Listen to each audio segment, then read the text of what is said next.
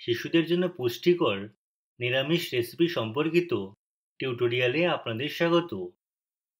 এই টিউটোরিয়ালে আমরা শিখব শিশুদের পুষ্টির গুরুত্ব, শিশুদের জন্য কিছু খাবারের রেসিপি বানানো। ছোটবেলা হলো শৈশব এবং কিশোরাবস্থার মধ্যবর্তী সময়কাল। এটি দ্রুত শারীরিক এবং মানসিক বিকাশের সময়কাল। এই সময়কালে শিশুদের বিভিন্ন ধরনের পুষ্টিকর খাবার খেতে হবে। এটি নিশ্চিত করবে যে তাদের ক্রমবর্ধমান শরীরের চাহিদা পূরণ হচ্ছে। শৈশবকালে অপর্যাপ্ত পুষ্টির কিছু প্রতিকূল প্রভাব থাকতে পারে। উদাহরণস্বরূপ সীমাবদ্ধ বৃদ্ধি এবং দুর্বল রোগ প্রতিরোধ ক্ষমতা। বিভিন্ন পুষ্টির ঘাটতির ঝুঁকিও থাকতে পারে, উদাহরণস্বরূপ রক্তাল্পতা এবং রিকেটস। অতএব শিশুদের পুষ্টিকর খাবার খাওয়া গুরুত্বপূর্ণ। তাদের ছোটবেলা থেকেই স্বাস্থ্যকর খাবার খেতে উৎসাহিত করা হয়। এখন কিছু সুস্বাদু এবং পুষ্টিকর খাবারের প্রস্তুতি দেখি। আমাদের প্রথম রেসিপি হলো তিলের বীজের মিশ্রণ সহ সুস্বাদু জোয়ার এবং সয়া ধোসা। এই রেসিপিটি বানাতে আপনার প্রয়োজন হবে 1.5 টেবিল চামচ সয়াবিন, 2 চা চামচ জোয়ার, 2 চা চামচ কালো ছোলা, 1 চা চামচ মেথি বীজ। তিলের বীজের মিশ্রণ বানাতে আপনার প্রয়োজন 2 চা চামচ ভাজা ছোলা, 2 চা চামচ কালো ছোলা কুচি, 2 চা চামচ তিল, 2টি শুকনো লাল লঙ্কা, 1টি কারি পাতা কুচি, স্বাদমতো লবণ। আপনার 1 চা চামচ তেল বা ঘিও লাগবে। জোয়ার, কালো ছোলা কুচি এবং সয়াবিন ধুয়ে 8 ঘন্টা ভিজিয়ে রাখুন। একই পাত্রে মেথি বীজ ভিজিয়ে রাখুন। 8 ঘন্টা পর মসৃণ ব্যাটারে পিষে নিন। এই ব্যাটারটি একটি পাত্রে ঢেলে দিন। এই বাটিটি একটি উষ্ণ স্থানে 7 থেকে 8 ঘন্টার জন্য গাজন করতে রাখুন। গাজন হওয়ার পরে একটি প্যান গরম করুন। শুকনো ভাজা লাল লঙ্কা এবং কারি পাতা কড়া করে ভাজুন। ঠান্ডা হওয়ার জন্য আলাদা করে রাখুন। একই প্যানে ছোলা, কালো ছোলা এবং তিল ভাজুন। হালকা বাদামি রং না হওয়া পর্যন্ত ভাজুন। এগুলো ঠান্ডা করার জন্য রেখে দিন। ঠান্ডা হয়ে গেলে মিহি গুঁড়ো করে নিন। আমরা এটি পরে ব্যবহার করব। এবার ঘোলে লবণ দিন এবং ভালো করে মিশিয়ে নিন। একটি প্যানে তেল বা ঘি গরম করুন। ঘোল ঢেলে সমানভাবে ছড়িয়ে দিন এবং একটি ধোসা বানান। ধোসা অল্প রান্না হয়ে গেলে এর উপর 2 চা চামচ প্রস্তুত গুঁড়ো দিন। ধোসা রান্না না হওয়া পর্যন্ত ঢাকনা দিয়ে ঢেকে দিন। সুস্বাদু জোয়ার এবং সয়া ধোসা প্রস্তুত। জোয়ার উপলব্ধ না হলে শ্যামা বা কাউন ব্যবহার করতে পারেন। সয়াবিনের বদলে কাউপিয়া বা ছোলা ব্যবহার করা যেতে পারে। পরবর্তী রেসিপি হলো কালো ছোলার কাটলেট। এই রেসিপিটি বানাতে আপনার প্রয়োজন 50 গ্রাম অঙ্কুরিত ছোলা, 40 গ্রাম বা 1.5 টেবিল চামচ দই, একটি ছোট কুচি করা গাজর, একটি মিহি করে কাটা পেঁয়াজ, 15 গ্রাম বা 1 টেবিল চামচ ভাজা বেসন, কাটা পেঁয়াজ, 20 গ্রাম তিল।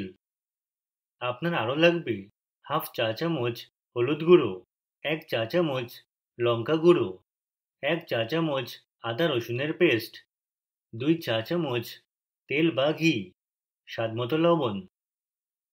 শুরু করার আগে আমি অঙ্কুরোদ্গমের পদ্ধতিটি বলবো। বেগুন ধুয়ে সারা রাত বা 6 থেকে 8 ঘন্টা জলে ভিজিয়ে রাখুন। পরে জল ঝরিয়ে নিন এবং ছোলা একটি পরিষ্কার মসলিন কাপড়ে বেঁধে রাখুন। এটি একটি উষ্ণ জায়গায় 6 থেকে 8 ঘন্টা রাখুন এবং অঙ্কুরিত হতে দিন। ছোলা অঙ্কুরিত হলে কুকারে 3টি সিটি দিয়ে রান্না করুন। চাপ ছেড়ে না দেওয়া পর্যন্ত এটি একপাশে রেখে ঠান্ডা হতে দিন। এরপর একটি পাত্রে নিন এবং ভালো করে চটকে নিন। এর সাথে পেঁয়াজ, গাজর এবং ভাজা বেসন যোগ করুন এবং ভালো করে মেশান। এবার মশলা, লবণ, আদা রসুনের পেস্ট এবং দই যোগ করুন। সব উপকরণ মিশিয়ে 4টি বল বানান। বলগুলো চ্যাপ্টা করে কাটলেটে বদলান। এই কাটলেটগুলিতে তিল বীজ লেপে একপাশে রাখুন। একটি প্যানে তেল বা ঘি গরম করুন। কাটলেটগুলোর উভয় দিক সোনালি বাদামি রং না হওয়া পর্যন্ত অল্প অল্প করে ভাজুন। কালো ছোলার কাটলেট এখন প্রস্তুত। ছোলা উপলব্ধ না হলে মথবিন বা কাউপিয়া ব্যবহার করতে পারেন। সবুজ ছোলা বা সয়াবিনও ব্যবহার করা যেতে পারে। পরবর্তী রেসিপি হলো অঙ্কুরিত কাউপিয়া পরোটা। এই রেসিপির জন্য আপনার প্রয়োজন 1/4 কাপ গমের আটা, 2 টেবিল চামচ অঙ্কুরিত কাউপিয়া, 1 টেবিল চামচ তিল, একটি কাঁচা লঙ্কা, 1 চা চামচ জিরা, হাফ চা চামচ হলুদ গুঁড়ো। এছাড়াও লাগবে স্বাদমতো লবণ, 2 চা চামচ তেল বা ঘি। প্রথমে অঙ্কুরিত কাউপিয়া এবং কাঁচা লঙ্কা একটি মিক্সারে দিয়ে মোটা পেস্ট বানান। মিক্সার না থাকলে শিলপাটা ব্যবহার করতে পারেন। একটি প্যানে তেল গরম করে জিরা এবং তারপর তিল দিন। রং বদলানো না হওয়া পর্যন্ত ভাজুন। কাউপিয়ার পেস্ট যোগ করুন এবং আরও 2 মিনিট ভাজুন। তারপর লবণ এবং হলুদ গুঁড়ো যোগ করুন এবং 5 মিনিট রান্না করুন। এটি ঠান্ডা হওয়ার জন্য রেখে দিন। আমি এখন আপনাকে পরোটা বানানো সম্পর্কে বলবো। একটি পাত্রে আটা নিন। পর্যাপ্ত মতো জল যোগ করে ময়দা মেখে নিন। একটি বেলুনি দিয়ে ময়দা চ্যাপ্টা করুন। চ্যাপ্টা ময়দার উপর কাউপিয়ার পেস্ট দিন। চারদিক থেকে বন্ধ করুন। এর ওপর কিছু আটা ছিটিয়ে পরোটার আকারে বেলুন।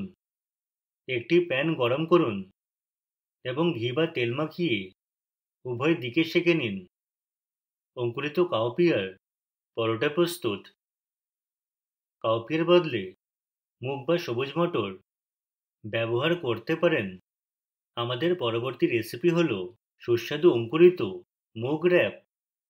এই রেসিপির জন্য প্রয়োজন হাফ কাপ অঙ্কুরিত মুগ, 1/4 কাপ মাল্টেড রাগির আটা, 1 টেবিল চামচ বেসন, 1/4 কাপ চূর্ণ পনির, 1 টেবিল চামচ কুচি করা পেঁয়াজ, 1 টেবিল চামচ কুচি করা টমেটো। আমাদের প্রতিটির 1/4 চা চামচও লাগবে। হলুদ গুঁড়ো, ধনে এবং জিরা গুঁড়ো, কারি পাতার গুঁড়ো, সজনা পাতার গুঁড়ো। উল্লিখিত উপকরণগুলি ছাড়াও আমাদের আরও প্রয়োজন আধা লেবু, 1 চা চামচ তেল বা ঘি, স্বাদমতো লবণ। প্রথমে কারি পাতা এবং সজনা পাতার গুঁড়ো বানানোর পদ্ধতি। পাতা ধুয়ে ছায়ায় শুকিয়ে নিন। পরে মিক্সার বা শিলপাটায় গুঁড়ো করে নিন। গুঁড়োটি একটি পরিষ্কার এবং শুকনো বোতলে সংরক্ষণ করুন। মাল্টেড রাগির আটার জন্য আটা রাতভর ভিজিয়ে রাখুন। পরে একটি মসলিন কাপড়ে বেঁধে 6 থেকে 8 ঘন্টা গরম জায়গায় রাখুন। অঙ্কুরিত হয়ে গেলে রাগির অঙ্কুরিতগুলি একটি লোহার কড়াইয়ে হালকা ভাজুন। তারপর ঠান্ডা হতে দিন। এরপর আটা বানাতে মিক্সার গ্রাইন্ডারে পিষে নিন এবং তারপর একপাশে রাখুন। একটি আলাদা লোহার প্যানে তেল গরম করুন। জিরা, শুকনো মশলা এবং গুঁড়ো যোগ করুন। কাটা পেঁয়াজ এবং টমেটো যোগ করুন এবং নরম না হওয়া পর্যন্ত ভাজুন। এরপর অঙ্কুরিত মুগ যোগ করে 10 মিনিট ধরে রান্না করুন। পনির এবং লবণ যোগ করুন। 5 থেকে 10 মিনিট ধরে রান্না করুন। 1/4 কাপ জল যোগ করুন এবং আরও 5 থেকে 10 মিনিট ধরে রান্না হতে দিন। আগুন বন্ধ করে ঠান্ডা হতে দিন। এবার লেবুর রস যোগ করুন এবং মিশ্রণটি একপাশে রাখুন। এরপর একটি পাত্রে মাল্টেড রাগির আটা এবং বেঙ্গল বেসন মিশিয়ে নিন। হালকা গরম জল যোগ করে ডো বানান। এবার গোল করে পরোটা বানান। লোহার তাওয়ায় উভয় পাশে পরোটা রান্না করুন। একটি প্লেটে পরোটা রাখুন এবং মুগের মিশ্রণ পরোটার মাঝখানে রাখুন।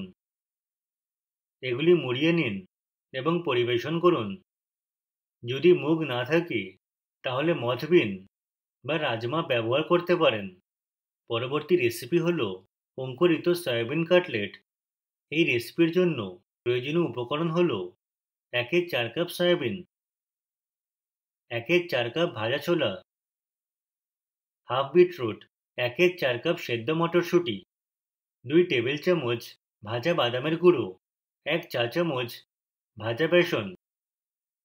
অন্যান্য প্রয়োজনীয় উপকরণ হলো 1 চা চামচ ধনে গুঁড়ো, হাফ চা চামচ লাল লঙ্কা গুঁড়ো, হাফ চা চামচ শুকনো আমের গুঁড়ো, 2 টেবিল চামচ তিল, 1 চা চামচ তেল, স্বাদমতো লবণ। এই টিউটোরিয়ালে যেমনকি আগে ব্যাখ্যা করা হয়েছে, সয়াবিন অঙ্কুরিত করা শুরু করুন। অঙ্কুরিত না হওয়া পর্যন্ত প্রতিদিন 2 থেকে 3 বার সয়াবিন ধুয়ে জল ঝরিয়ে নিতে ভুলবেন না।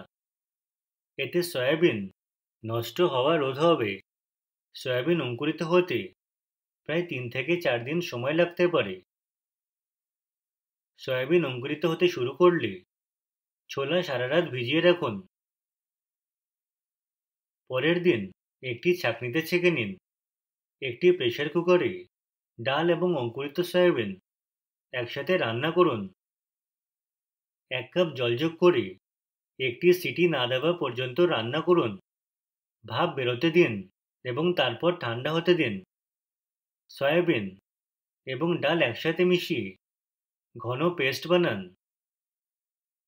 এবার একটি পাত্রে গুঁড়ো করা সয়াবিন এবং ডাল ভাগ করে ঘন পেস্ট নিন। কুচি করা বিট এবং সেদ্ধ মটরশুঁটি যোগ করুন। তারপর ভাজা বাদাম গুঁড়ো এবং বেসন যোগ করুন। বাকি মশলা যোগ করুন এবং ভালোভাবে মেশান। এবার এটি দিয়ে ছোট ছোট গোলাকার কাটলেট বানান। কাটলেটগুলো সব দিকে তিল দিয়ে সমানভাবে লেপে দিন। একটি প্যানে তেল গরম করে কাটলেটগুলো 2 দিকেই রান্না করুন। সয়াবিন কাটলেট এখন প্রস্তুত। সয়াবিন উপলব্ধ না হলে এই রেসিপিতে কাউপিয়া ব্যবহার করা যেতে পারে। পরবর্তী রেসিপিটি হলো সুস্বাদু রাগির ধোসা। এই রেসিপিটি বানাতে প্রয়োজন 1/4 কাপ বা 30 গ্রাম মাল্টেড রাগির পাউডার, 1/4 কাপ বা 30 গ্রাম কালো ছোলা, হাফ চা চামচ মেথি বীজ, 1/2 চা চামচ ভাজা তিসি বীজের গুঁড়ো, 1 টেবিল চামচ দই, স্বাদমতো লবণ, 1 চা চামচ তেল বা মাখন। পূর্বে উল্লিখিত পদ্ধতি অনুসরণ করে মাল্টেড রাগি পাউডার বানান। গুঁড়ো প্রস্তুত হয়ে গেলে পরে ব্যবহারের জন্য আলাদা করে রাখুন। এবার কালো ছোলা এবং মেথি বীজ 3 থেকে 4 ঘন্টা ভিজিয়ে রাখুন। মসৃণ ব্যাটার বানাতে এতে কিছু জল মিশিয়ে পিষে নিন। এবার আগে বানানো রাগি পাউডার এতে যোগ করুন। ভাজা তিসি গুঁড়ো ঘোলে যোগ করুন। দই এবং লবণ যোগ করুন। তারপর ভালো করে মেশান। ঘোলটি ঢেকে দিন এবং সারা রাত রেখে দিন যাতে এটি গাজন হয়। গাজন হয়ে গেলে আপনি সামান্য জল যোগ করে ঘনত্ব সামঞ্জস্য করতে পারেন।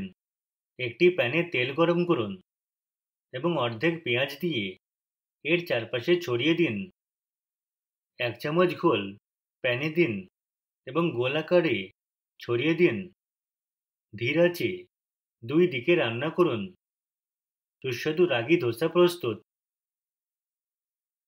রাগির বদলে আপনি বাজরা বা জোয়ারও ব্যবহার করতে পারেন। আমাদের শেষ রেসিপি হলো কাঁচা আম এবং মুচমুচে বাদামের স্যালাড। আপনার প্রয়োজন হবে 50 গ্রাম বা একটি ছোট কাঁচা আম, একটি টমেটো, 1 মুঠো ভাজা বাদাম, 1 মুঠো ধনেপাতা, একটি লেবু, একটি কাঁচা লঙ্কা, স্বাদমতো লবণ। আমি এখন পদ্ধতিটি বলবো। কাঁচা আম ধুয়ে খোসা ছাড়িয়ে বীজ বের করে নিন। কাঁচা আম এবং টমেটো ভালো করে কেটে নিন। একটি পাত্রে কাটা কাঁচা আম এবং টমেটো নিন। বাদাম, কাঁচা লঙ্কা এবং লবণ নিন। এর উপর একটি লেবু ছেঁকে নিন। ভালো করে মিশিয়ে নিন। কাঁচা আম এবং মুচমুচে বাদামের স্যালাড প্রস্তুত। এই রেসিপিটি বানাতে কাঁচা আমের বদলে যে কোনো মৌসুমী ফল ব্যবহার করতে পারেন। এই সমস্ত রেসিপি বিভিন্ন পুষ্টির ভালো উৎস। সুস্বাস্থ্যের জন্য আপনার দৈনন্দিন খাদ্য তালিকায় এই রেসিপি অন্তর্ভুক্ত করুন। এটি আমাদের এই টিউটোরিয়ালের শেষে নিয়ে আসে। আইআইটি বোম্বে থেকে আমি বিদায় নিচ্ছি। যোগদানের জন্য আপনাকে ধন্যবাদ।